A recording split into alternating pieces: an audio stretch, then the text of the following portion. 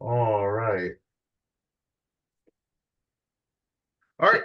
Awesome. All right, guys. Welcome to the River City second rules clinic. What we're going to talk about today are dead balls and how to start and end the game. And then next week we'll get into the pitcher. The following week we'll talk about the batter and base runners, and then we'll loop up the following week with just a general review. Kind of use that as a test review for any questions. And please submit any questions you have. I'm just going to be blunt and direct here. There is no reason for anybody in River City to fail this test with all of the support that you have. Feel free to reach out to me. I'll help you. I'm sure Jeff is more than willing to, as is Terry, Rob Garcia, anybody on the board. Please reach out. Really, there's no excuse for failing this test. You have all the support in the world. All right, so quick review of rule changes. Just mentioning these because these are always test questions. Rule change modified that resin, pine tar, any other drying agent is permitted on the bat in a specific area. That's the 18 inches on the bottom of the bat. I'm not measuring as long as it's not on the barrel. And then forfeiture, just some cleaning up some definitions here on forfeiture and who can award a forfeiture. Basically, it takes it out of the umpire's hands and puts it into the school or state association's hands. Doesn't mean that you can't stop a game if something warrants it, but we just are not the ones to actually award the forfeiture. Okay. All right. Points of emphasis, right? So use of authenticated marked program balls. So that's the NFHS logo. We talked about that last week. You can check the recording. Another point of emphasis is the pitching position. There's two in high school. It is wind up or set position or stretch position. The only differentiating factor is the wind up. Your feet are not parallel to the pitcher's plate. In the set position, they are parallel to the pitcher's plate. We'll talk about that next week in more detail. Bench decorum and sign. This basically says they don't want any signs or any props that are there to demean the other team. Again, this kind of ties out to that. Improper use of communication equipment. Last year, there was a rule change that allowed communication equipment one way from the dugout to the catcher. Okay. And then here is the link if you'd like to look at these in more detail directly from NFHS.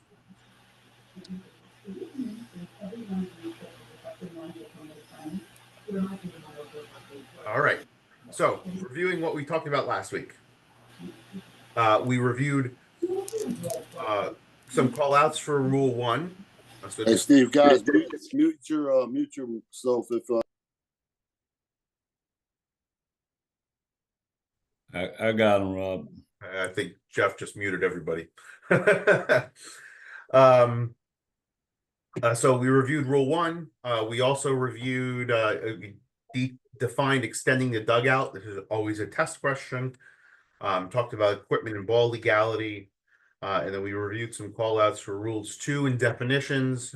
We defined the following, right? Interference versus obstruction, the definitions. Infield fly, overrunning bases, lodged balls, legal slides, and we touched on the forced play slide rule. And then for this week, Rule 3 is substituting, coaching, bench and field contact, and charge conferences. So substituting. So after the lineups are official, right? So when you get to the plate meeting, you get the lineups from both teams, home team first. The player listed as the pitcher must pitch until the first opposing batter has completed their at-bat, except in the case of an injury. So again, that pitcher must be, the pitcher listed on the lineup card must pitch to the first batter. Okay. There is a penalty if this is not the case. If the starting pitcher does not face one batter, that pitcher may not pitch the remainder of that game. Okay. This is a big one too. Projected substitutes are not allowed. Okay. Sometimes coaches come out and say, okay, we're going to do at bat. We're gonna substitute number 2 for number 9, and then in the next spot, I'm gonna do number 11 for number 8, and then number 22 for number 20. We are not technically allowed to take those projected substitutes. I will take the substitutes down if the coach comes out to me as a courtesy. I will confirm when they actually enter the game that then they are now official. I don't think that is the proper mechanic. However, I will accept it to the coach and say, Coach, I'm going to write these down, but they're not official until they come up to bat. Please tell me when they come up to bat or at the start of the next inning. So that's kind of our motto there. Be approachable. Don't say, nope, can't take them. You could be the jerk that says, don't take these. And I'm not taking them until they're coming up to bat. You know, politely say, you know, I appreciate you letting me know. However, these are technically not official until they come up to bat or they take the field. I need you to confirm when they come up, right? It'll make your job easier. So you're not trying to find them on the lineup card where you may already have them rightly written on your lineup card, and you circle them when they're confirmed or however you do it. But again, be approachable. Allow them to come to you and say, "Hey, this is what I'm thinking of doing. Great, I need you to confirm when that happens." But it's not official until they come up to bat or take their place in the field. Okay. If there is no announcement of a substitute, this is baseball. I think softball is a little bit different. If there is no announcement of a substitute is made, a substitute has entered a game when a runner takes the place of a runner who has been replaced. This, some people call me a little anal about, but when the pitcher comes off first base after getting on first base, getting a hit, a walk, whatever, and then somebody comes out of the dugout and stands on first base, I always ask the coach, Coach, is this your courtesy runner? Because if it's not, they may decide to substitute for that player. Should always ask, make sure that's your courtesy runner. Okay. Otherwise, if they don't make an announcement, by the rule, it is just a pinch runner. But let's be preventative here and figure out what they're trying to do. Don't assume what they're trying to do here. If a pitcher takes position on the pitcher's plate, that is when a substitute has entered the game. This also comes into play between innings, especially at the lower levels. Probably we'll have this in the middle school, where the shortstop decides he wants to take a warm-up pitch on the pitcher's mound. When he does that, takes that position on the pitcher's plate, he is now the pitcher of record. He's got to throw to one batter. Okay. A substitute is also made when a fielder reaches the position usually occupied by the fielder who has been replaced.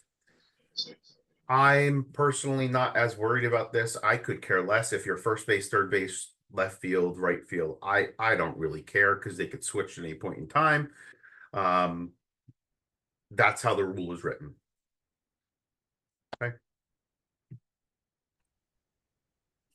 A batter takes a position in the batter's box. When the batter takes a position in the batter's box, if no announcement of a substitute is made, that is the substitute has entered the game at that point.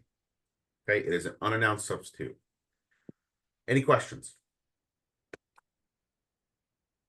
Yeah, Steve, can you hear me? Yes. All right. The shortstop screwing around, takes toe in the rubber. I was always told that the pitcher of record is not the pitcher until you put the ball in play. So That's some not kid is true. up there screwing around, throws a pitch, whatever. He's not the pitcher of record until I say play. That I don't know where you heard that, but that's not true. Not in baseball. Every rule set that I'm aware of, from high school, little league, Babe Ruth, defense, college. If I'm wrong, anybody please correct me. But as soon as some may be when they toe the rubber, some may be on first pitch. But if they throw a pitch as a warm up, they are now the pitcher. Okay, good. Okay, thank you. Yep. All right. All right. So if a position player picks it up, stands on the rubber, doesn't throw a pitch, you're good with him just handing it off to the pitcher and going to their position? Do you want my rule book answer or how I would actually rule on it? Well, I mean, what's the rule state? The substitute has entered the game.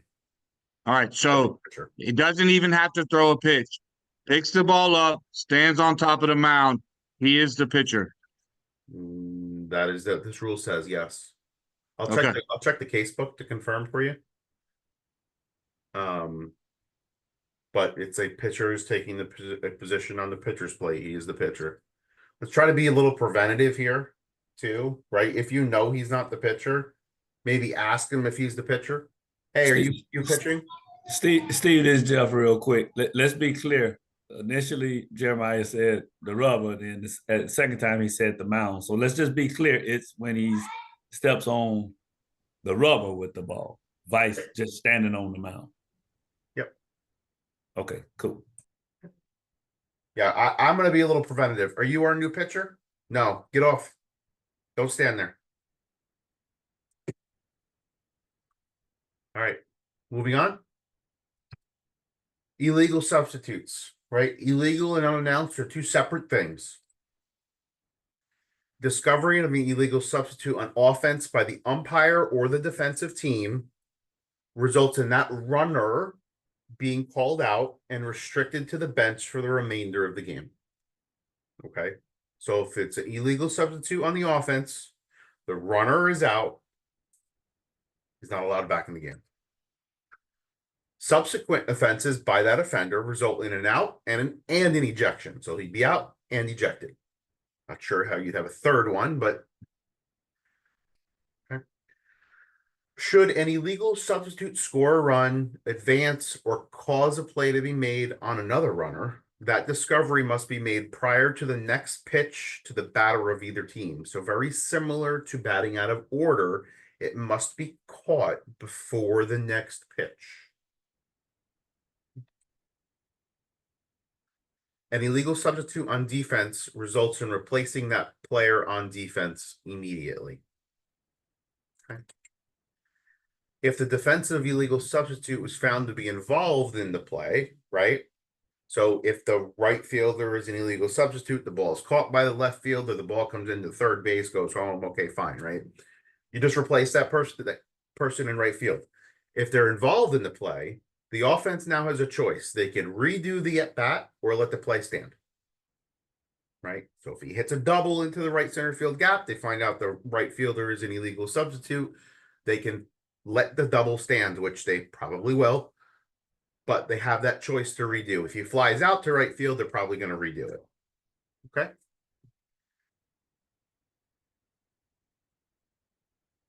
Any player substituted for illegally may only re-enter if they are eligible to do so. All right, for example, if the second baseman gets replaced by an illegal substitute and he still has re-entry eligibility, he can re-enter. If he does not have re-entry eligibility, he cannot return. Okay. All right. Substitutions for a pitcher. If a pitcher is substituted for while on defense, the player must pitch to one batter unless the third out is made on a base before being removed from the mound. Right? If the third out is made on a base and then they want to come out with a new pitcher and he never even threw a pitch, that's okay. The point of this is to keep the game moving and not have delays. A pitcher removed from the mound may only return to pitch once per inning. I believe this happens every once in a while where one specific team will do this all the time. But keep that in mind. If a pitcher is removed from the mound, they may return to pitch once per inning. Okay. There is an exception to this. If they are removed without satisfying the one batter or third out requirement, they are not eligible to return to the mound for that game. Okay. However, the other exception is if the pitcher's replacement requires more warm-up pitches than permitted, which is 8. That pitcher may not return to the position of pitcher for the duration of the game. So we'll use an example here. When do we give extra pitches to pitchers' replacements? Usually after an injury, right? If there's an injury to a pitcher and we give that replacement pitcher requests more than 8 warm-up pitches, then that pitcher that gets removed is not going back into the game. Okay. If it is 35 degrees, like it is tonight, and they want 10 pitches between innings, I might be inclined to allow an extra pitch or two because it is so cold. Or I might say, hurry up and get these pitches over with so he can get off the field. Okay. General substitutions. Any of the starting players may be withdrawn and re-entered once per game. So if the second baseman comes out, he can go back in once. He can't come out and then go back in and then come out and then go back in. Only be re-entered once, and only the starting players. Substitutes that are in the game and get withdrawn may not re-enter.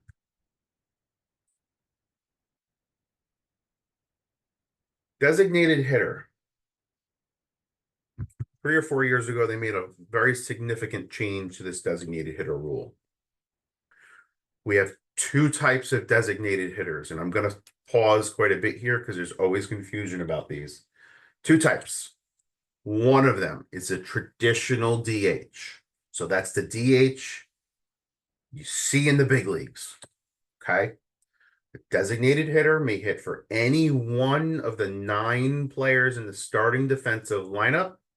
The defensive player must be designated prior to the start of the game and on the official lineup card.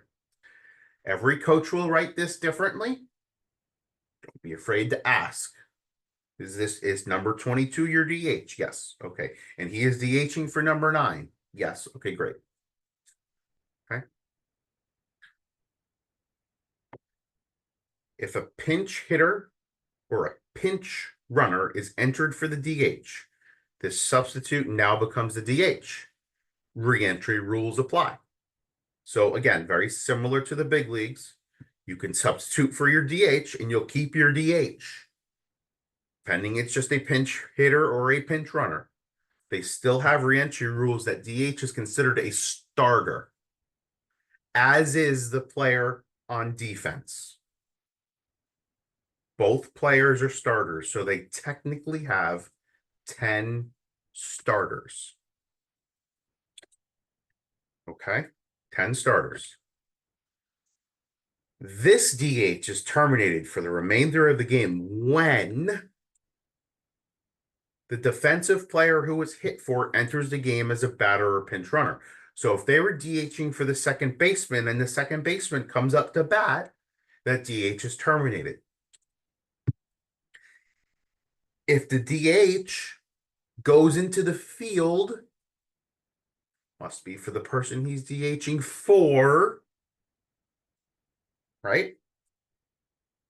The DH is terminated. Any questions about that DH? I think this is the simple one. I call this a traditional DH. Any questions so far? Okay. Second type of designated hitter. This is called in the rule book a two-way designated hitter. I also call this a player DH. Okay. The starting DH may be any one of the starting defensive players as well as a starting offensive player. Okay. It does not have to be the pitcher. It is a player DH. It can be any player. Okay. So if Billy is the center fielder, they can have the center fielder be the center fielder and the DH. Okay. He is the hitter and the fielder. It can be, again, I'm going to say it again, it can be any position.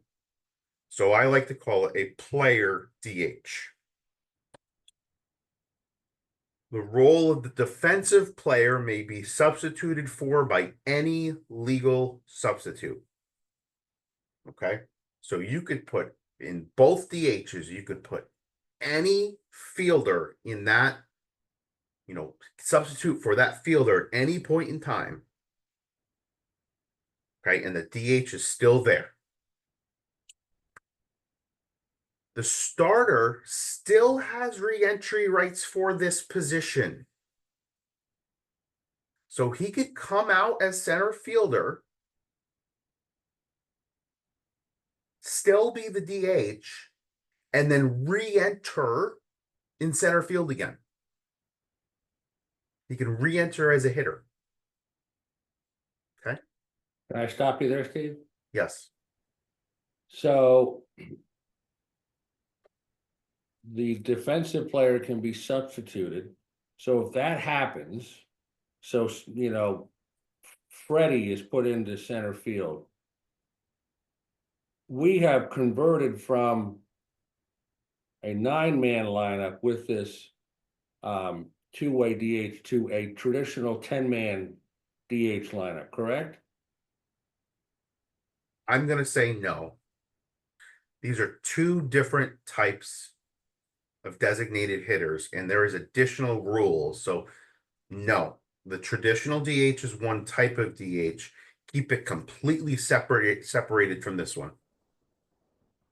That once you determine which DH you have a different set of rules for both. Yeah, I know that. So no, it's not a traditional DH. But You now have 10 people in the lineup. Yes. But yes, it's not related to a traditional DH. I think we're just talking about semantics right here. The substance, the effect of it is like we had a regular DH lineup with 10 people on the lineup card, correct? I want to avoid the semantics of this because there's been a lot of confusion of this over the last few years. Never mind.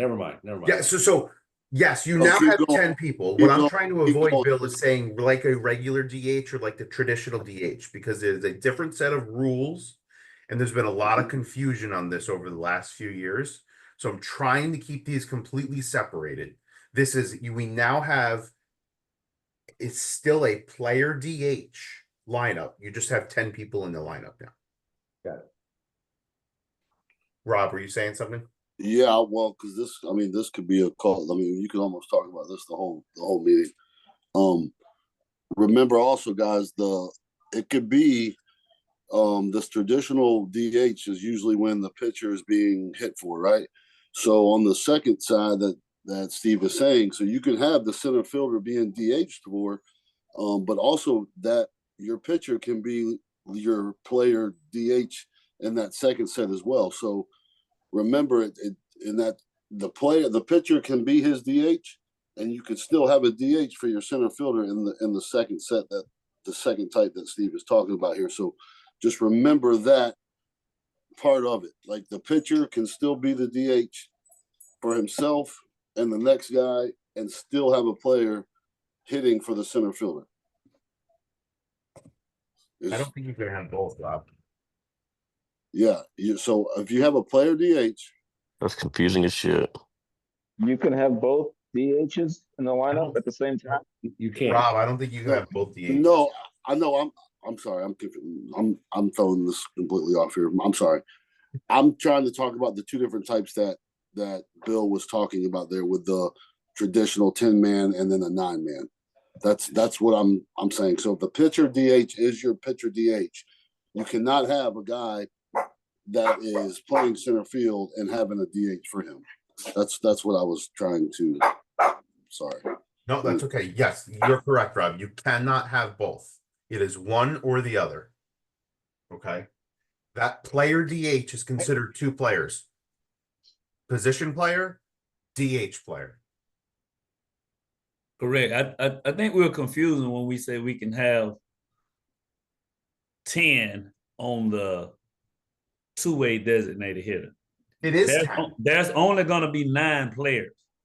Because if the center fielder, in most cases I've witnessed, it's always been the pitcher in most of the games I've called, because I guess the coach wanted him designated as the player DH. So when he replaced him as pitcher, he still can continue to bat. Correct. And So just keep on lineup then. Yeah, keep them separate. But in the traditional DH, it's 10 players. Yep. In the player DH, it's 9 players in the beginning. However, if they take the pitcher, if it's the pitcher and they take him out of the game and put another pitcher in, but still allow him to hit, now we're back to the 10 players. And I think that's what the point Steve is trying to make. But you still just look at it as a traditional one, 10 players off rip. The two-way designated hitter is 9 players off rip until they substitute for the Colin player. brings up a great rule. It's a Shohei Ohtani rule. It's the Shohei Ohtani rule, right? Where Shohei is the pitcher in the DH. They replace him as the pitcher, and he's still hitting. Correct. Does that make sense, guys? I'm not done. We still got more. I was Yeah, trying no, that to does. That makes sense. use my own, so by listening to Bill that, and I put my own. Yeah. Keep going. I'm gonna shut up now. Yeah, the important thing is that I want to kind of emphasize here is keep these two rules separate. There's a lot of confusion between these two, and I understand the confusion, but we have to keep them separate. One is a traditional DH, and the other is they call it a two-way designated hitter. I like to call it as a player DH. Shohei Ohtani rule. Okay. All right. Continuing on, because we still have more things to go over on this two-way designated hitter. The role of the DH or the hitter portion of the DH is terminated for the remainder of the game when a substitute or former substitute for the DH subsequently participates on offense. So if they substitute for the DH as a hitter, the DH is now terminated, and that player is just a normal fielder / hitter. For example, we got a pitcher and a DH. Say Shohei Ohtani's pitching. And they decide we're going to pinch hit for him because we want a righty up instead of a lefty against this lefty sidewinder. He is replaced on offense, which means he is also replaced on defense. And that player is now in that only spot in the lineup. Okay. He does not have to pitch next inning, but he is now in the field and hitting. Okay. But that is a difference between the two rules. So in the player DH, the DH is killed, whereas in a traditional DH, the DH is not killed by offensively substituting for the DH. In the two Correct. in the second designated hitter, two-way designated hitter, if they're substituted on offense for, there is no more DH. In Whereas the traditional DH, you can substitute for them freely. right, yeah. Okay.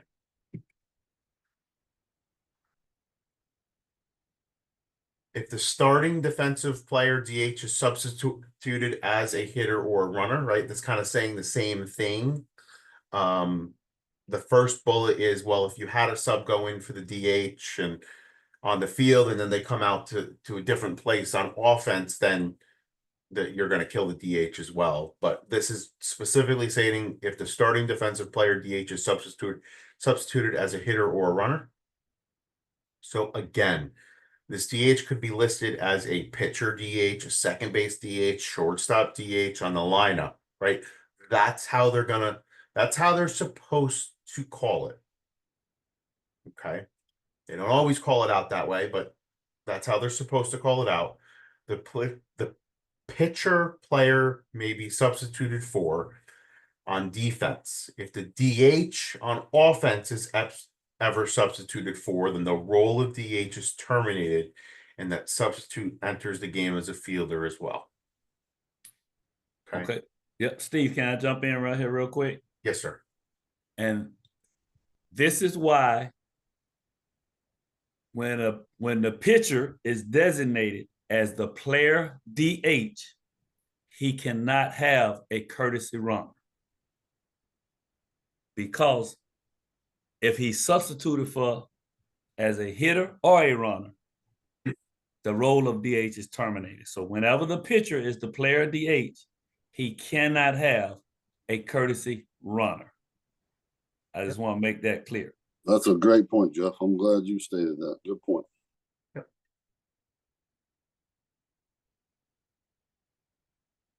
All right, who has questions? Does the coach have to tell you at the pregame who his substitute is going to be, or does that not matter?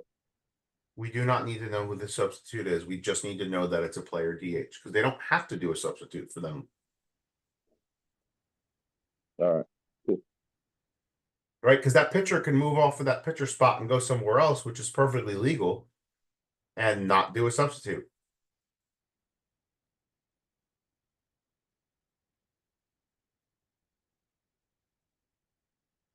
Any other? Who else has a question on this? Because this is always a hot topic.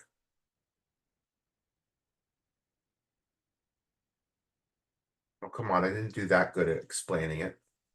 Can you hear me? Can you hear me? Yes. Yeah. So I know you. I know you don't want to take forever on this, but just for a normal DH, if he's DHing for the pitcher is not hitting. The DH is hitting in his spot. That's correct. On the second type, then I'm confused. If he's a DH and a pitcher, then how is he a DH? I'm totally confused on it. Yeah. No, that's a great question. The way that when this rule first came out, that I had to think about it is if we have a player DH, and we'll call him a pitcher DH for this exercise, he is effectively two players. He is the pitcher in one location and the DH in another. The pitcher can be substituted for at any point in time. The DH is not the pitcher.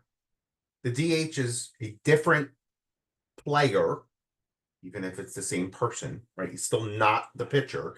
He's the DH. Cannot be substituted for. Does that make sense? If you think about it as if there are two players, if that's confusing anybody here, don't listen to me. Does that clear it up for you? Well, I wouldn't say he can't be substituted for because he can, but if he's substituted for, the DH is dead. Yes. In this example. Yes. Thank you, Jeff. On offense. On offense. That's why I say think of them as two different players, even though they're the same player. And they really went with this, Steve, because most of the time the stud pitcher can swing it a little bit. So it's like, damn, once he comes out of the game, his bat's taken out, but we can implement this and he can still hit for the next guy who doesn't ever hit and who comes in the pitch. That pitcher the original guy can still stay in there and swing it without them using a bench guy to technically come in every time that pitcher comes up to bat. Yep. I didn't see it much, like maybe 3 games, 2 or 3. Now, maybe more coaches are going to start to adopt this, but it's not that common. I know Bishop Snyder usually uses it at least a few times a year. Yeah, if they're lefties throwing, they're definitely using it because he swings it too. Hell, Trinity will use it too with the Wheeler kid. Any other questions on this? Don't be afraid to ask, because it's better we ask now than not know what to do on the field.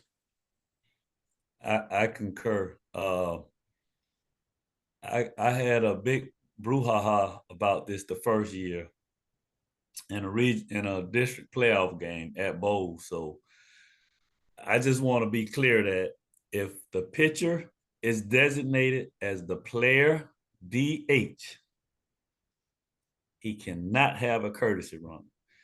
Because I think we allowed it all year, and then I went to not allow it, and people went crazy. But just make sure that we're standing on that, because that's the way the rule is written. Yep. And that's why I've had to think of it as two different players, even though they're the same person. Correct. That's the exact way I think of it. Same person, but he's filling two separate roles. And they have to tell you that in the beginning with the lineup card, right? Yes. Yes. And how are they supposed to designate that? Just like DH. this. P/DH. Yep. Okay. Right. PDH, 2B/DH. They may, write their position and then over to the side, write designated hitter. That's why we ask them, is this the type of designated hitter that you're using? Yes. And I think good preventive umpiring is at the plate meeting. Tell the coach, now you can't courtesy run for pitcher or catcher, whoever that might be. Don't just assume that he knows. Yep. Absolutely. Absolutely. I don't think we see it at the lower levels at all. It's the varsity level we'll see it at. This is usually one of those times at the plate meeting where your pen is in your hand and you're circling your writing, because this is one of the things that you're writing on that at the very beginning. Who circling, drawing an arrow to, so you know that DH player, DH, whatever. Any And other so questions? if he doesn't designate him, but he wants that guy to stay in and hit, he can't do it later in the game. Correct. Okay. Yeah, All that's what I thought. I'm just saying it out loud.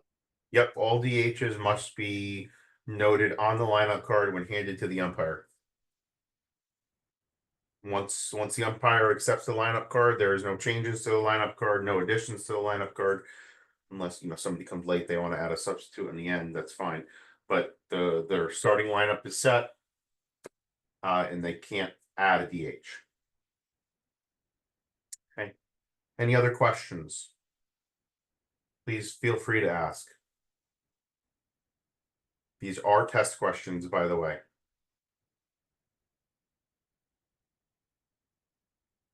All right, moving on. All right, I'm mentioning this because I have seen this as a test question. I have not, I don't know if it's on the test this year or not. I did not get this question, but it is.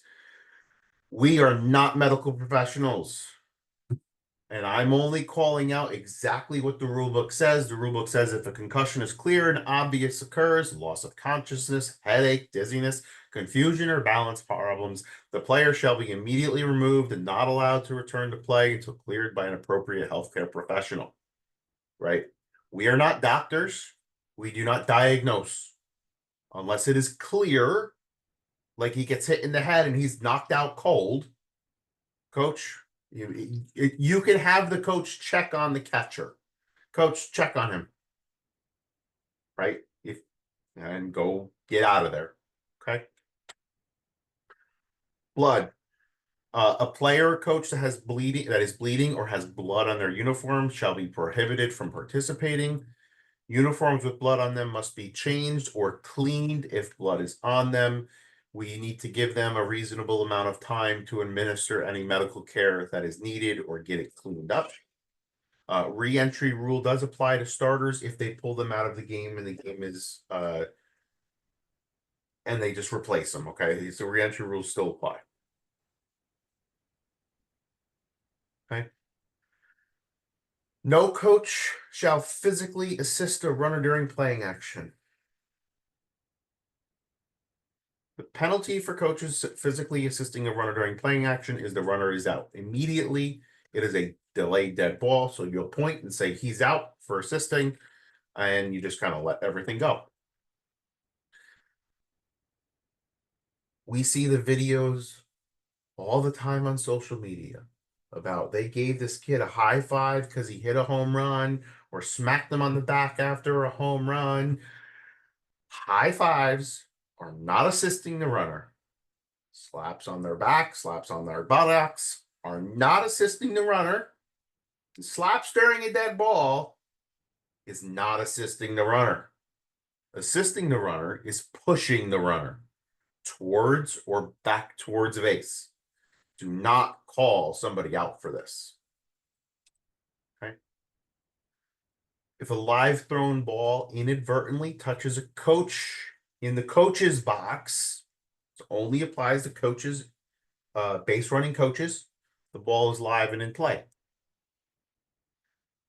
If a coach is judged to have intentionally interfered, the runner is out, and you may also call the batter out. Okay. The head coach is the coach that attends your pregame conference. They can bring captains if they so choose, but the head coach must be the person attending your pregame conference. Okay. Whoever attends your pregame conference is your head coach for that game.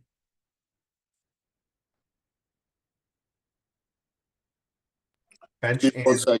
Steve, Sure. one second. Go back. Guys, the if a live ball inadvertently touches a coach, the ball is live in play. If he's the coach's box.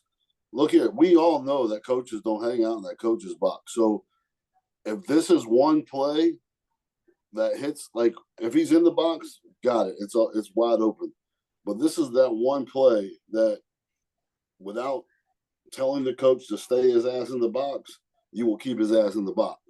If the ball hits him somewhere while he's running around out there and we call it interference because he's not there. This is that one time you can actually make him stay in that box. Not don't go searching for it, but if he's not in the box and he gets hit, it's absolutely interference.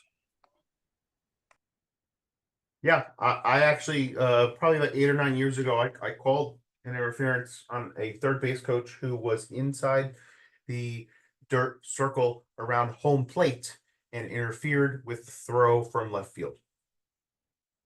And I called the runner out because I don't know what he was doing down there. Okay. All right. Moving on. Bench and field conduct. No coach, player, or substitute may fake a tag without the ball. We talked about this last week. A fake tag without the ball is obstruction, right? Also comes with a warning to the head coach that the next defender who does this is disqualified from the game. Okay. They may not carelessly throw a bat. At the end of the playing action, the umpire shall issue a warning to the coach of the team involved, and the next offender is ejected or disqualified. No coach, player, substitute may commit any unsportsmanlike act. This includes coaches leaving their dugout or position to argue a call. The penalty is the umpire shall warn the offender unless the offense is judged to be major, in which the case offender shall be ejected. That sounds a lot like a test question, by the way. Okay.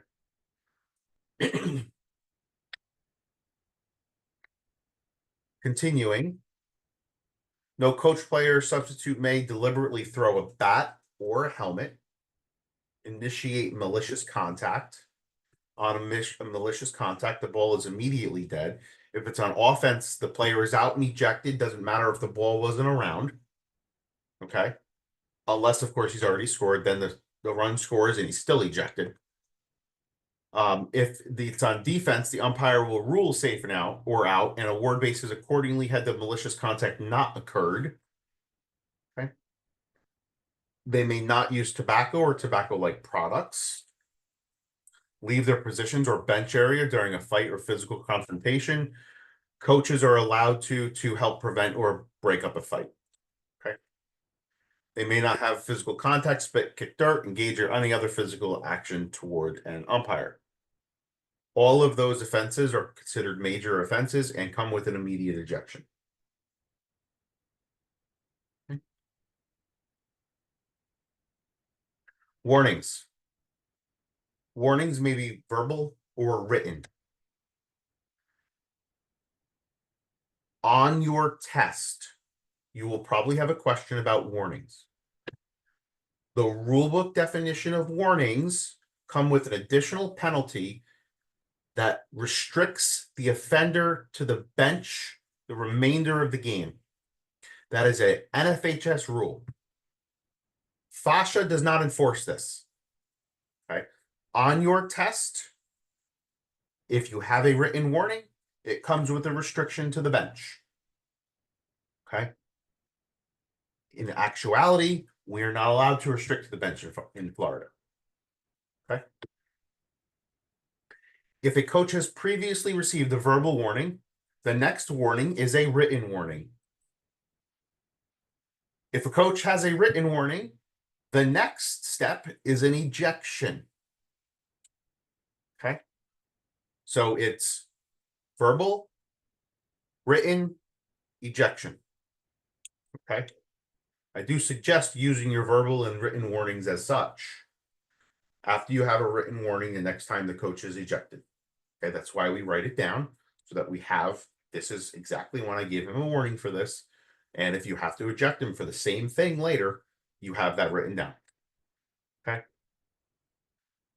Note, major or big offenses, you can and should skip steps. So if a curse says F you and he doesn't have a warning, don't give him a warning. You eject him immediately, right? So you have to use your own judgment on how quickly you're going to work your way through those. I have a recommendation. I use IAWE. So IAWE. I stands for ignore. A stands for acknowledge. W stands for warn. And E is eject. So we'll use an example. Usually the first comment I get out from the dugout on strikes and balls, I will ignore. Pending it's not the very first pitch of the game. I will ignore it. If I get another comment, I will acknowledge them. That acknowledge may be a look to them. It may be a, okay, coach, thank you. Something along those lines. The third time will come with a warning. You warn them. Be clear with your warning. Coach, if you continue arguing this judgment call, you will leave me no choice but to eject you from this game. Be very clear so there can't be any, well, I didn't know I was going to get ejected for that. Tell him, if you continue this, whatever this is, be specific. You'll leave me no choice but to eject you. So that when he does it again, you've already told him, people have already said it. When you warn him in that manner, write it down. That is your written warning. Does it again, eject. Okay. That's my personal recommendation. Jeff, Rob, Terry, do you guys have any other recommendations? I was going to reiterate, when you do give the warning, make sure you write it down, because that saves you from anything later. Remember, ball strikes is not that's an automatic ejection in college or the pros. It technically is here too.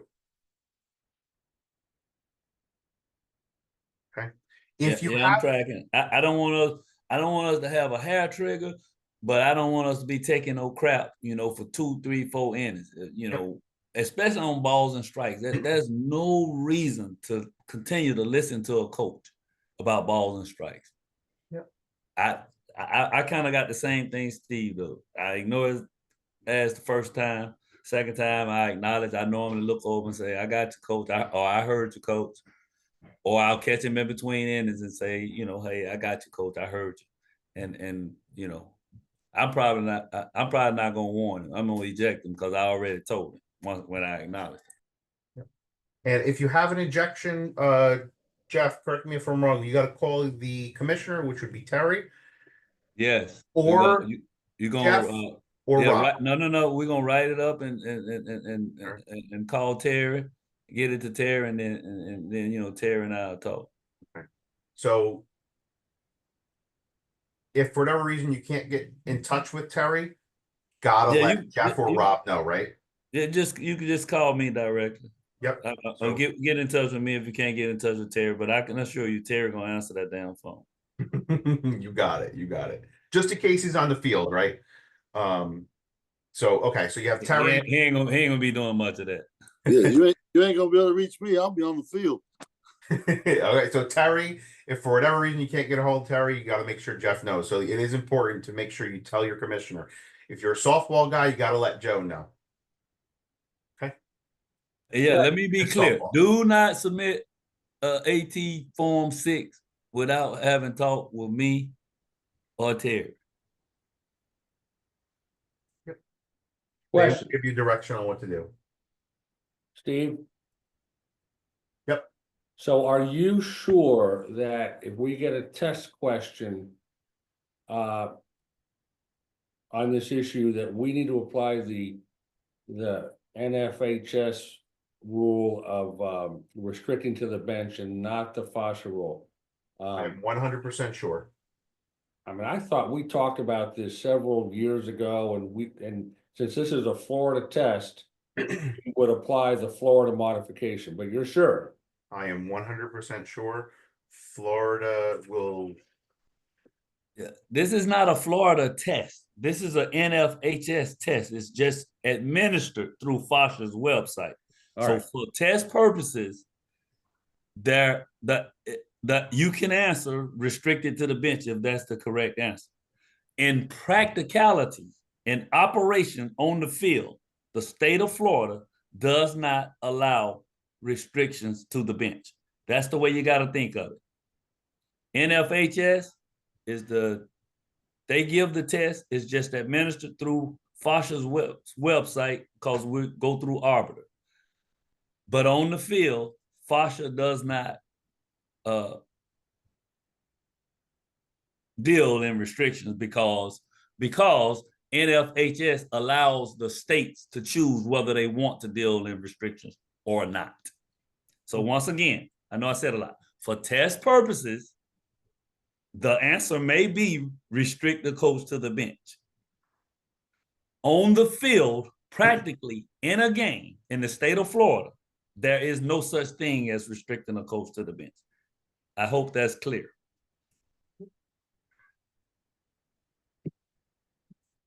All right, moving on. Bench conduct. Batters warming up between innings may only do so in the respective on-deck circles. And there may only be one person out between innings. And that person is in the on-deck circle. Okay. Charge conferences. Defense is allowed not more than 3 charge timeouts during a 7-inning game for coaches or non-player representatives. So again, this is your typical mound visit, right? In extra innings, each defensive team gets 1 charged timeout per inning. They are not cumulative. They do not get to take their 3 timeouts and bring them into the 8th inning. When you get to the 8th inning, they have 1. They could have used none previously, or they could have used all 3 previously. They get 1 per inning. Okay. Any additional conferences, the pitcher must be removed. So if they've got 3 freebies already, the additional conference, they must be removed.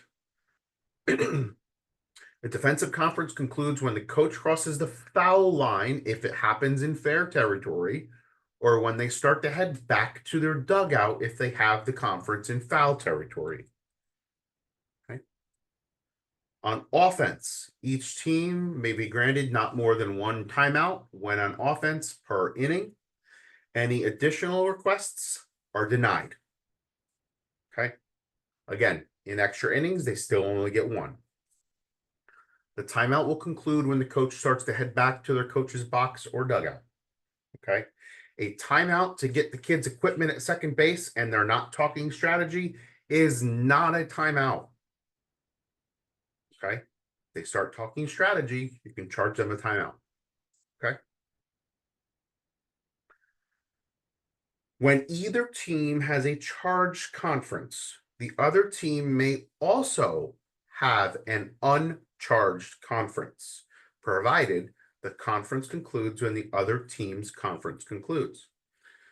Third base coach has got runners on first and third, wants to call a timeout and talk to both runners, calls them over to third base's box. That's his charged conference. The defensive coach can go talk to his pitcher as an uncharged conference, pending he breaks that up when the other team does. Okay. All right. Rule 4, starting and ending a game. Ground rules. The home team shall propose ground rules for unusual conditions during the contest. If the visiting coach agrees, these shall be in place for the game. The umpire in chief shall settle any dispute. Rob, I think this was the change for this year, right? Where the umpire in chief makes this determination. Yeah, I mean, obviously nothing can supersede the rule book and the ground as far as anything that's written in the book.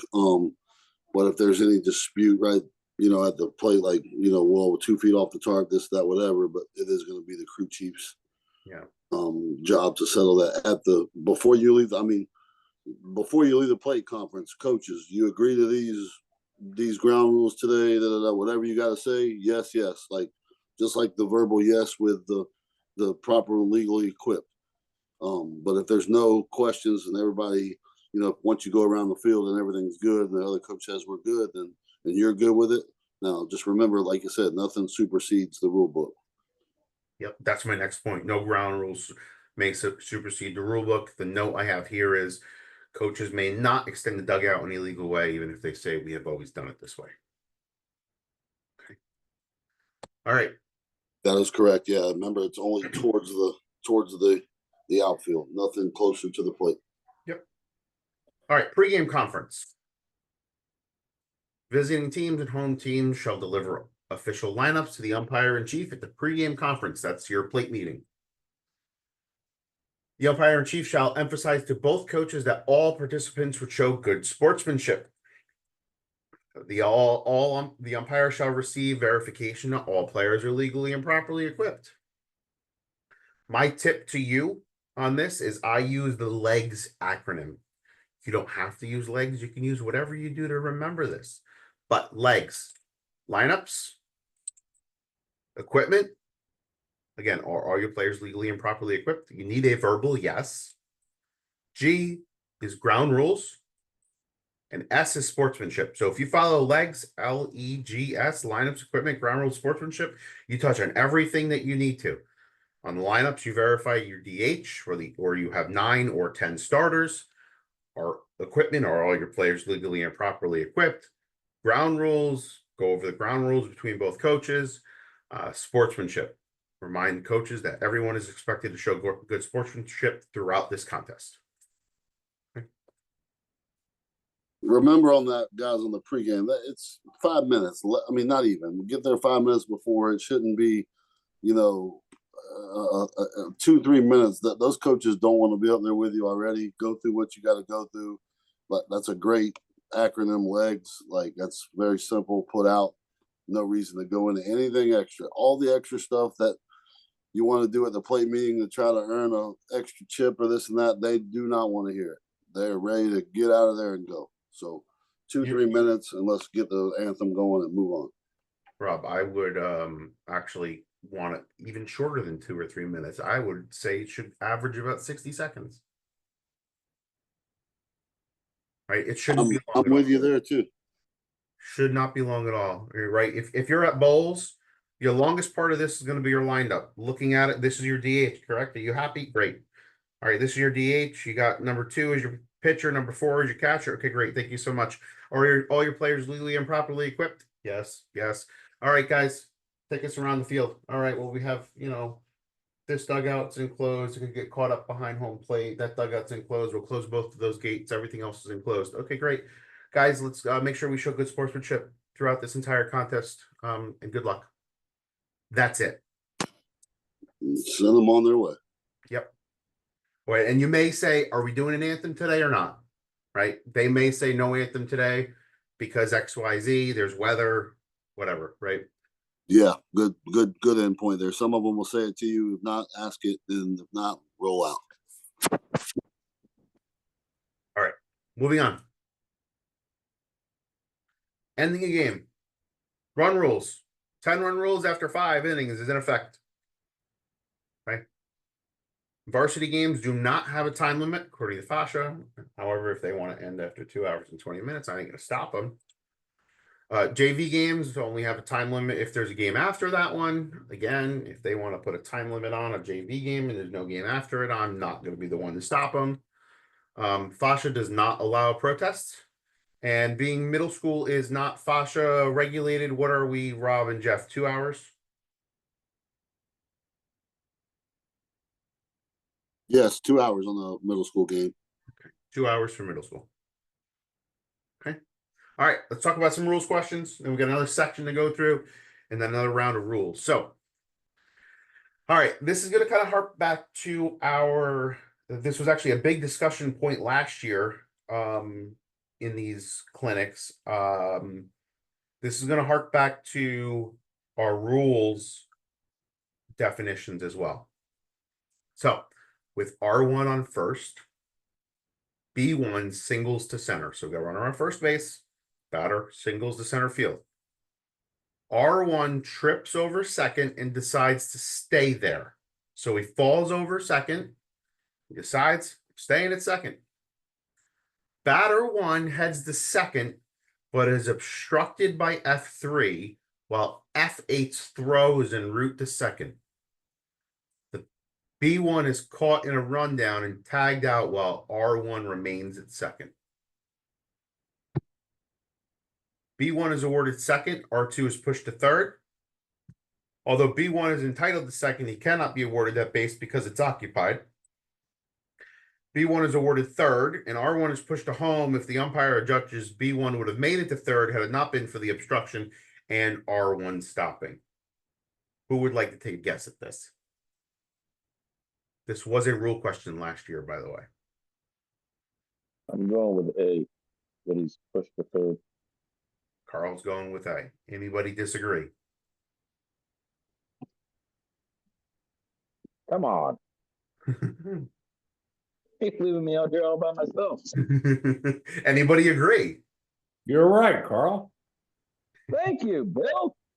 All right, Bill, can you tell me why?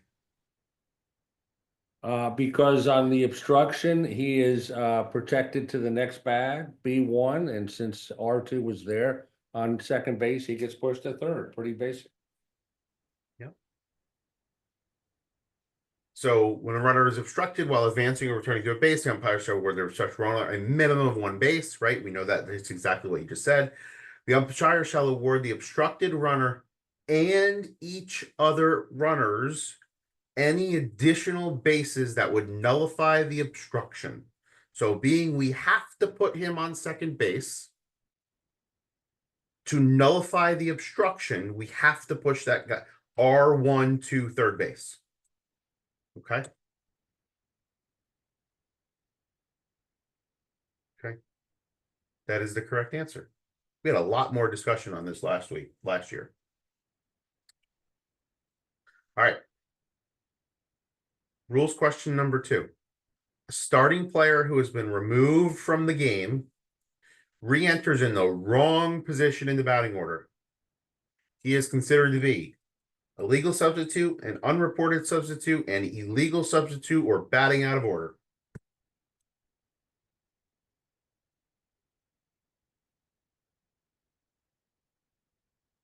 C. What letter was that, Jeff? C. An illegal substitute. C. Yep. They may be withdrawn and re-entered once, provided they occupy the same batting position. And it's an illegal substitute when a player re-enters the game in the wrong position in the batting order. So yes, it is C. All right. Rule 5, dead ball suspension of play. I highly suggest you become very familiar with the dead ball and delayed dead ball table on pages 37, 38 of this rule book. This is what they look like. Okay. There are 3 tables you should know very well. This is one of them. Okay. The other table we'll talk about when we get to the runners in 2 weeks is base awards. Okay. On this table, this portion of is a dead ball immediately, right? So if a pitch touches a batter, we get an illegal batted ball. The ball hit twice. Uncaught foul, spectator interference, interference by a runner, interference by a retired runner. On the right side of this graph tells you the penalty, by the way. Interference by a runner on a foul fly, interference by a coach, interference, on a thrown ball, by a batted ball, fair ball over the fence in flight, touches spectator, lodges, fair ball touches a runner before it touches a fielder, fair ball touches umpire before it touches an infield or gets to an infielder. Right? Those are all immediately dead ball. Thrown ball becomes not a pitch, becomes a blocked ball, pitch ball that becomes blocked. Again, there's 2 different definitions for that, or awards depending on what happens. If an umpire handles a live ball, fair foul is caught by a fielder who then leaves the field of play. Intentional catch and carry. Offensive team personnel calls time or uses any other command or commits an act for the purpose of trying to cause the opposing pitcher to violate the pitching rule. This is the rule that says the offensive team cannot cause a balk. Okay. So if the batter tries to step out of the box after calling time, you don't grant it. The pitcher starts and stops. It's not a balk. Batter caused it. Okay.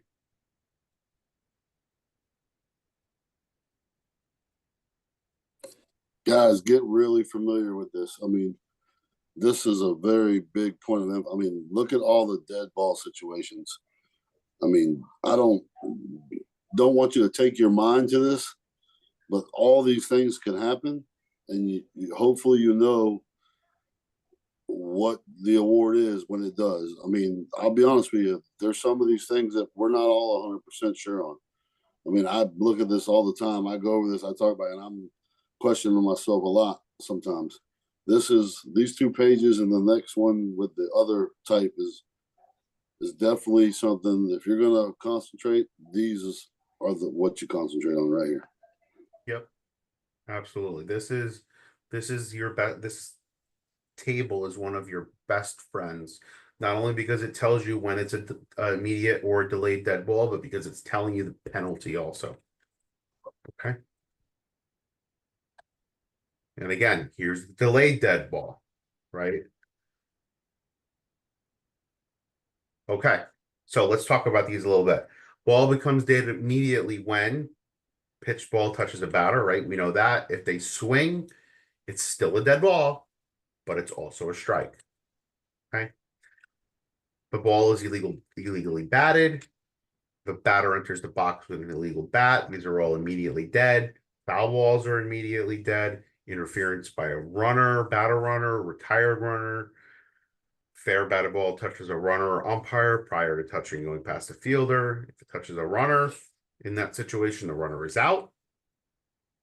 The ball becomes lodged, enters a uniform. Fielder leaves the field of play after catching a ball in play. The pitcher balks. This is also an immediate dead ball. Okay, high school is an immediate dead ball here. Malicious contact, immediate dead ball. Ball is delayed when we have batter's interference. Right, we talked about that last week. When the catcher or another fielder obstructs a batter or runner, including detached equipment. So that is obstruction is a delayed dead ball. If we have umpire interference, when the catcher is trying to put out a runner, we have a delayed dead ball. Any personnel on offense that calls time for the purposes of calling a balk. That is a delayed dead ball. You can still give a warning if they attempt to do that. The balk is what kills it. And then you reset. You don't enforce the penalty for a balk in that situation. Okay. Again, my note here is if a batter asks for time and after that the pitcher stops their motion, it's just a dead ball. The umpire shall call time and reset and do not enforce the balk. Anyone who deliberately removes their helmet while the ball is in live territory is a delayed dead ball. If the ball touches an illegal glove or mitt, it's a delayed dead ball. Okay. Hey, All right. Steve, Yes. I was just. Oh, are we going? I wanted to go back to the player removing their helmet in live ball territory. Are you going to address penalty, slant, non-penalty on that? Gotta check the book for penalties. I believe the first one is a warning, and then after subsequent are ejected. Correct. That's what I want to make sure. The first one is a warning, is that the runner is not out. We just tell them, and then any subsequent one, I believe they are ejected.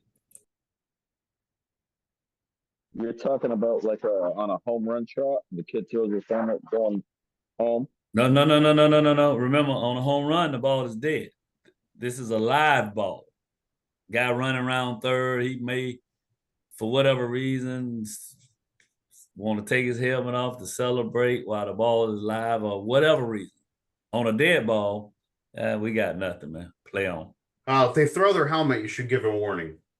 Yeah, I mean, if they throw it, yeah. But if he just takes it off, then I mean, I'm not doing anything if he takes it off, on dead ball. But if he throws it up in the air, I'm probably having a conversation with the head coach.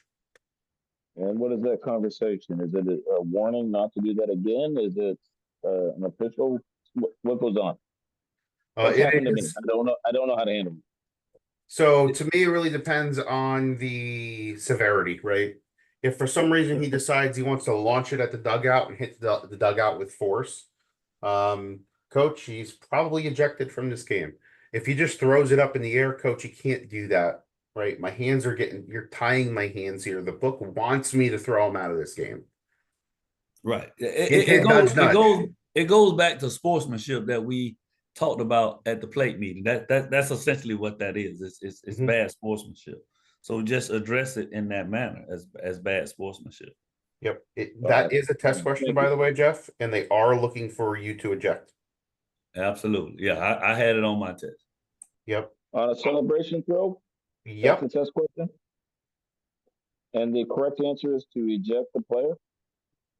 After he scores, you eject the player. Yes. That is the answer on the test. Is that the home run one or is that the live ball one? If he throws his helmet, it is an ejection. Yeah, I know throwing the helmet, I know, but I'm talking about the home run video. Listen up. On my test, he merely took his helmet off. So the answer was you leave it alone. That's why I did mine. But the other question on the test about taking it off when ball's live.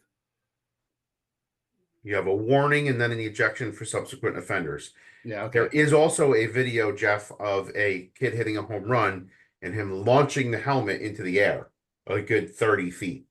Oh yeah, I didn't have that one, but yeah, he'd be gone in my game. Yes, that is an ejection. If he just simply takes it off, it's nothing because the ball is dead. Okay. Correct. That's the one I had. So home run taking it off, nothing. Home run throwing it in the air, ejection. That's what the test is looking for, yes. All right. Okay. All right, awarding bases. I don't see Dennis on here, but Dennis is a stickler about awarding bases, and rightfully so. Okay. When you award bases, the ball needs to be dead. You've got to call time before you award bases. Okay. A dead ball becomes live again when the ball is held by the pitcher in a legal pitching position on the pitcher's plate with the batter and the catcher in their boxes, and we call play. And you got to give the signal. I'm exaggerating because that's a lot of things that need to happen to put the ball in play. That is why I don't call time for somebody to brush off their leg. Right? You need a lot of things happen for that ball to go back in play. I'm trying to move as best we possibly can, and I'm not calling a dead ball constantly. Okay. All right. Next set of rules questions. R1 is on first base and steals on the pitch. With a 1-2 count, batter swings at the pitch and it hits him on the hands around the bat. The ball then goes straight back to the backstop. R1 advances all the way to third base on the play. The ball is dead, B2 is out, and R1 returns to first base. The ball is live, B2 is out, and R1 is allowed to remain at third base. This is a foul ball. B2 remains at bat with a 1-2 count. R1 returns to the base. And this is a hit by pitch. B2 is awarded first base, and R1 is awarded second base. What do you got? B. B. So you got a batter swinging. It hits him. And you're going to allow the runner to run to third. A is the answer. A. Rule reference is 511A. The ball becomes dead even though the batter strikes at it. Right? So it's a strike. The answer is A. The batter struck at the pitch. It is a strike because he swings. It is a dead ball because it hits him. So we got to put the runner back and the batter is out. Automatically dead ball, guys. Anytime he swings and it hits him. Yep. All right, next question. With R3 on third base and 1 out, B3 swings, contacts F2's mitt, and hits a deep fly ball to right field. R3 tags up and scores. The ball is immediately dead on the catcher's obstruction. B3 is awarded first base. R3 returns at third. Since the offense scored, the play stands. They have no option. The umpire goes to the offensive coach and asks him whether he would like the obstruction enforced or the results of the play, or the umpire enforces the obstruction. The umpire will, with B3 awarded first and R3 returning to third. The umpire will grant the offensive manager the results of the play if the manager requests such, but he does not offer the option.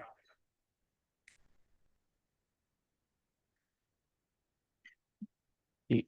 I'm going with D. It is delayed dead ball, right? We know that. The batter becomes a runner. The coach or captain of the team at bat, after being informed by the umpire, the chief of the obstruction, shall indicate whether the team elects to decline the obstruction for the next pitch. The answer is D. Unfortunately, you will not see he does not offer the opinion in the rule book. You will see that in the umpire manual because we need more books to look at. Okay. Next question. What's the umpire manual? The umpire manual says you do not offer the option. I don't understand what you're saying, the umpire manual. What is an umpire manual? NFHS puts out an umpire manual. They do? Yeah, that one didn't come in a package. You have to go online and purchase it for I think $10 or whatever. Yeah, that's a national thing, guys. That don't come with the state FASA stuff. Well, good to know. There's another book I don't have. Thank you.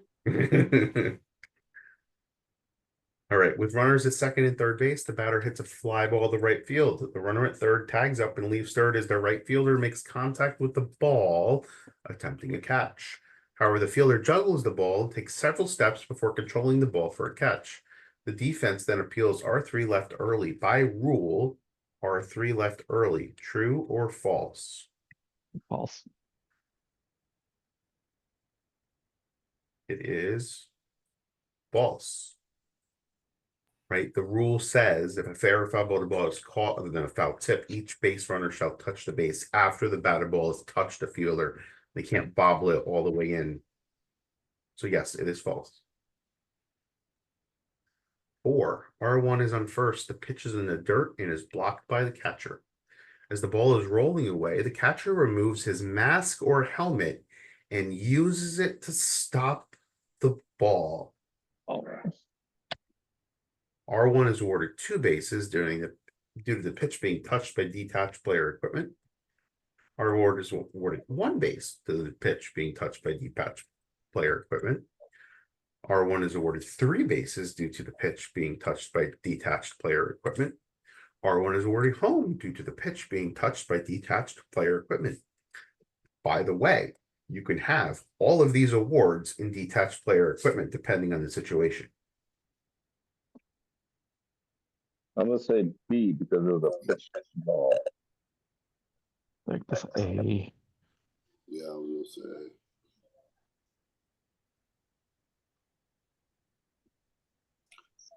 Although, The book actually says, I think this It was could my be typo. three. It is B. It is 1 base on a pitched ball. could it be C if it's could it be 3 bases at some point with that?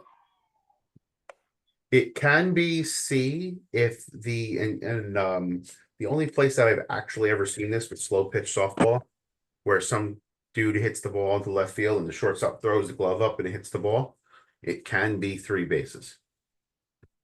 If the left fielder does it over the fence in left field to try to prevent the home run, you can award 4. So yes, Rob, So what's the answer? 1 base or 2? it's 1. The answer is 1 base because it's a pitched ball.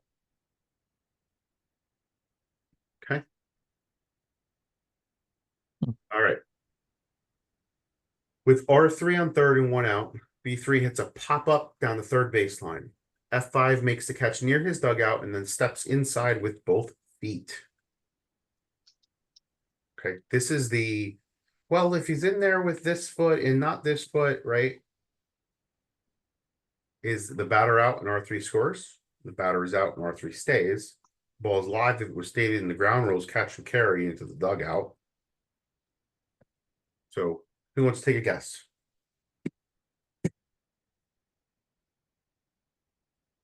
Colin Murphy says A.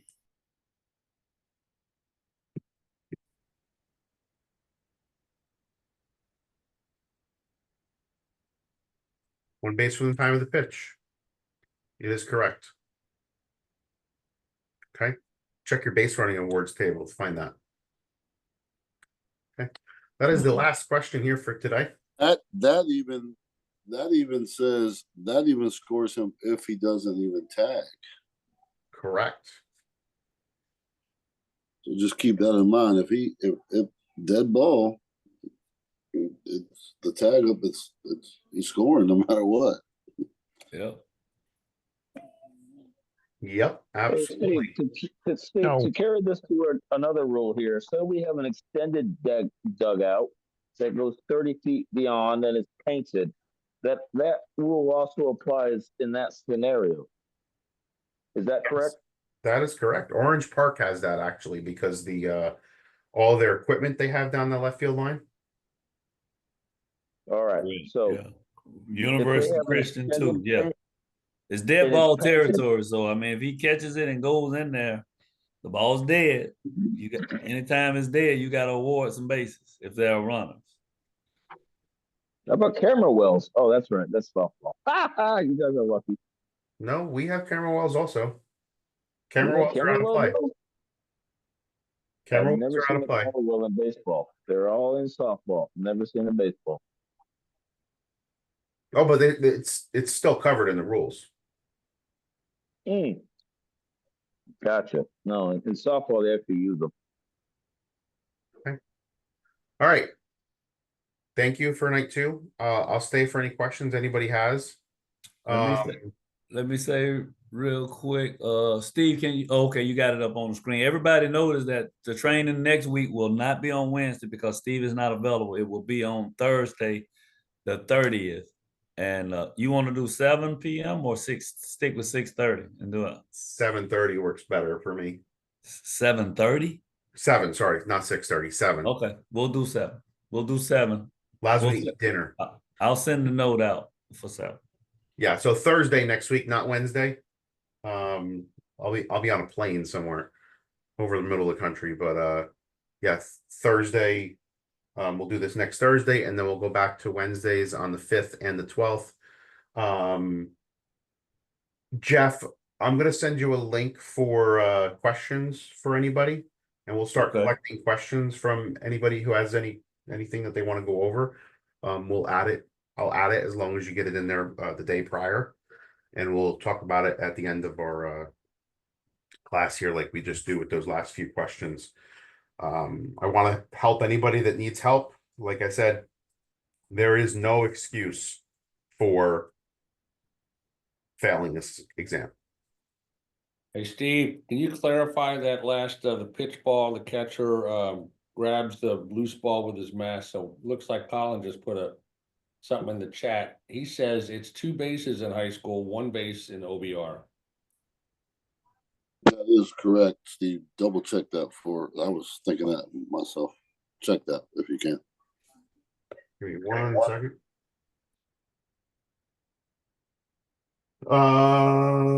Yes, actually you're correct. It is 2 bases. So you got a runner on first, ball gets away from the catcher, extends out with his mask to slow it down. You put that runner on third, right? Correct.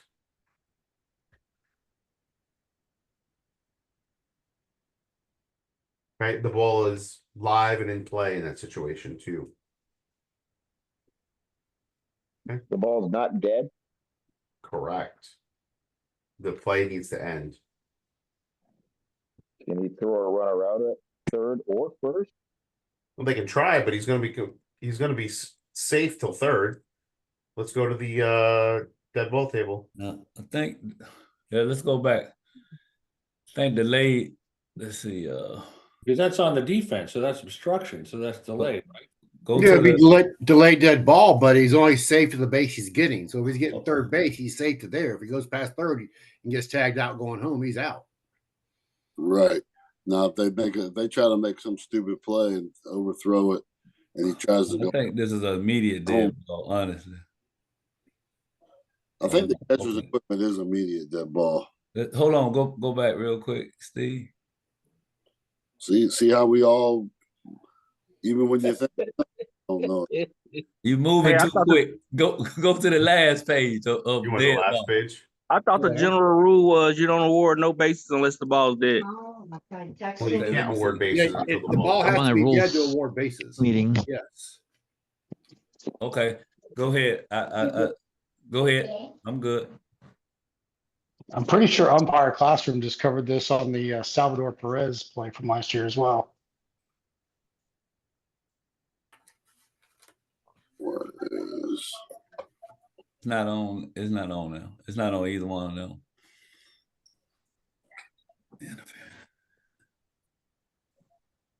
Not on this one either. Yep. So it's a delayed dead ball more than likely. And yes, I agree with Colin. You're probably going to have an ejection on the head coach. Oh yeah, for sure. Because he's gonna intentionally delayed dead ball, intentionally touching a thrown ball with detached player equipment. A delayed dead ball, award runners 2 bases. It's a pitched ball. It's not a thrown ball. Hold on a second. Pitch. Hold on a second. Hold on. It's like 2 or 3 of them right here. So let's make sure we look at each one of them individually. So intentionally touching a batted ball with detached player equipment over fair territory. No, go to the one below it. I said, let's take them one at a time, sir. Did you not hear me? All right. Intentionally touching a thrown ball with detached player equipment. Thrown, is that considered pitched? Yes, including pitch by the rule book. Okay. Yeah, so Where did it say that? I didn't see that. If you're looking at page, it's 5-1, page 39 in the rule book, under delayed dead ball, after infraction, not been till umpire calls time.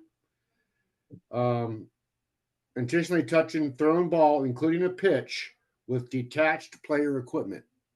Award 2 bases. Got it. Does that include the batter runner? Huh? The batter runner. What do you mean? Does that include him? They swing and a miss on a third strike, and the ball's in the dirt, and the catcher does that. Does he get second base?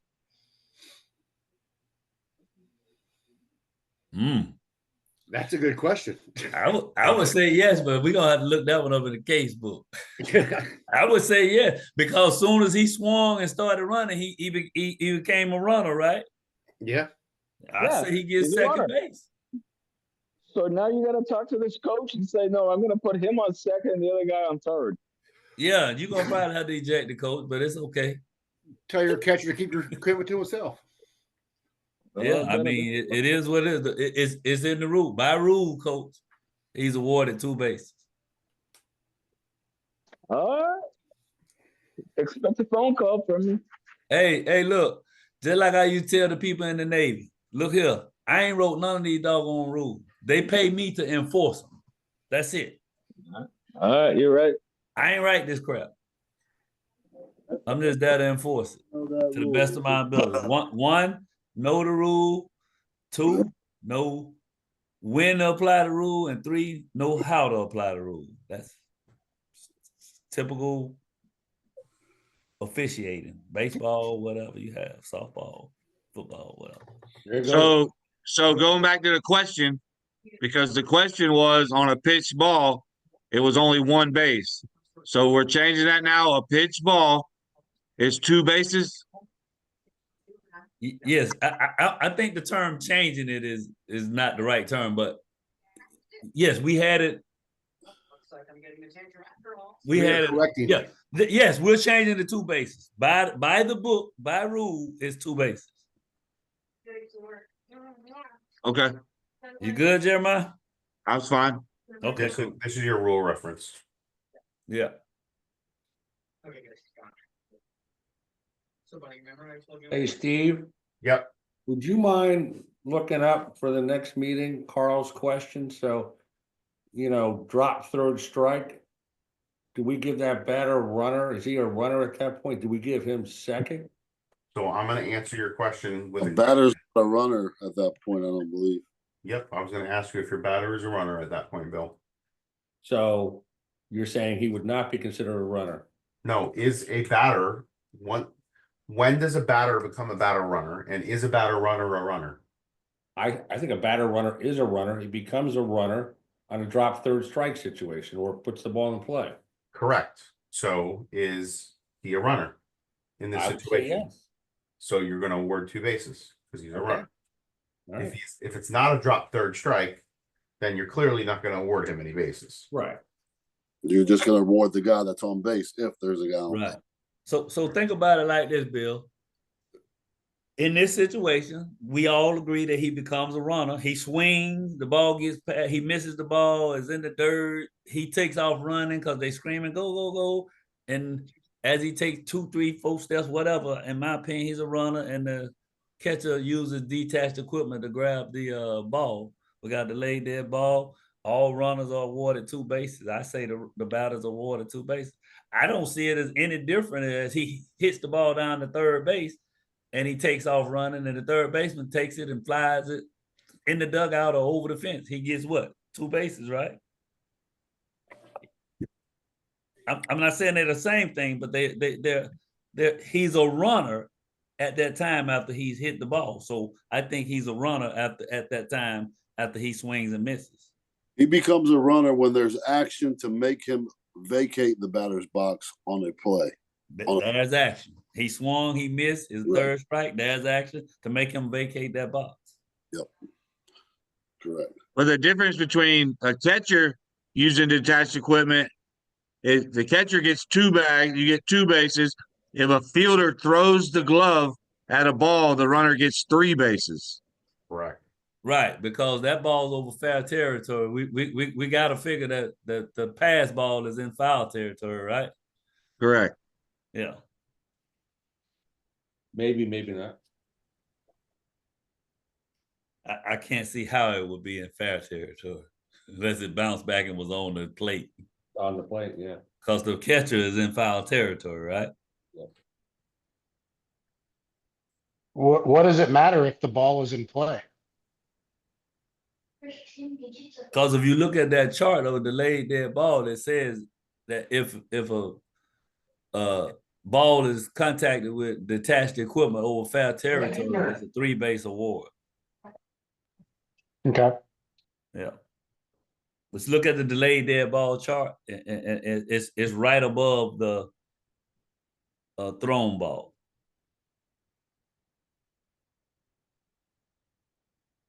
It's a great discussion, guys. Great discussion. Intentionally touching batted ball with detached player equipment over fair territory. If he does it over foul territory, the ball is foul.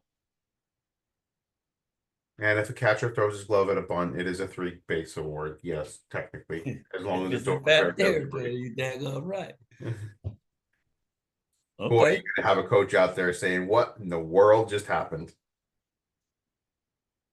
And that's true because like we're having this discussion, most of these coaches don't realize this right here. They don't see all this, and this is where this table will help us be able to do what we need to do to handle the situation right here. Correct. And likewise, as Colin said, if the shortstop or any fielder throws his glove at a batted ball and misses the ball, what do we have? Nothing. There you go. We have nothing. Jeff, where are you going to be Saturday, and will you have rule books? Because I need my rule books. I'm going to be at Providence Saturday. I think I'm going to Bowles at 8, be at Bowles at 8, and then going to Providence. Yes. What time will you be where? Say again?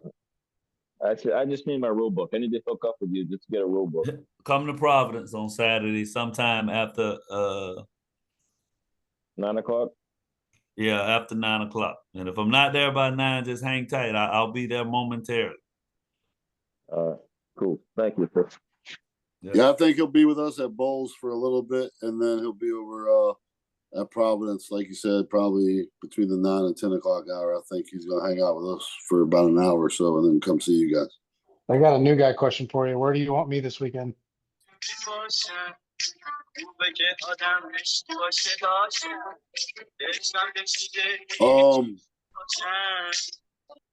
If you are not doing anything that's in a state evaluation as far as a 3-man whatever, Providence is going to be your route this weekend, guys. Vic and Jeff will be there with a couple other state guys to look at you in a 2-man and also a 3-man type situation. So Providence will be the baseball clinic for majority of umpires this weekend. Thanks.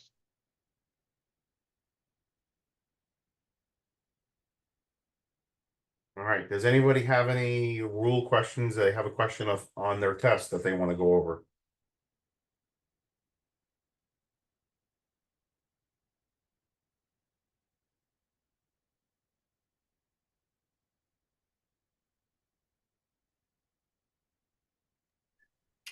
If nobody has any questions, I guess we'll go ahead and wrap this one up. Steve, great job again, buddy. I appreciate it. Next Thursday, guys, 7 o'clock. Hopefully we'll see you guys at Bowles or Providence this weekend. I think Providence is starting. I'm not exactly sure. We'll send out an email on that. We'll get a confirmation for sure. Bowles, we will be starting in the classroom, I think, at 8 o'clock. If anybody wants to come out, check it out. Just kind of look at a 3-man system this weekend and just kind of see the way that things could be ran and what the state's looking for. Check it out. And then you can work your way over to Providence, which I think will probably be 10-ish or so. Like I said, they'll get the email out, but so that maybe give you, I know it'll be a longer morning, but it may give you time to kind of strike at both places and just kind of see both aspects of 2-man and 3-man. Thanks, everybody. Appreciate you, Steve. Great job as always. I'll talk to you Thanks, soon. Steve. Appreciate you. All right, All right, guys, y'all have a good one now. have a All great right, good night. night. Good night.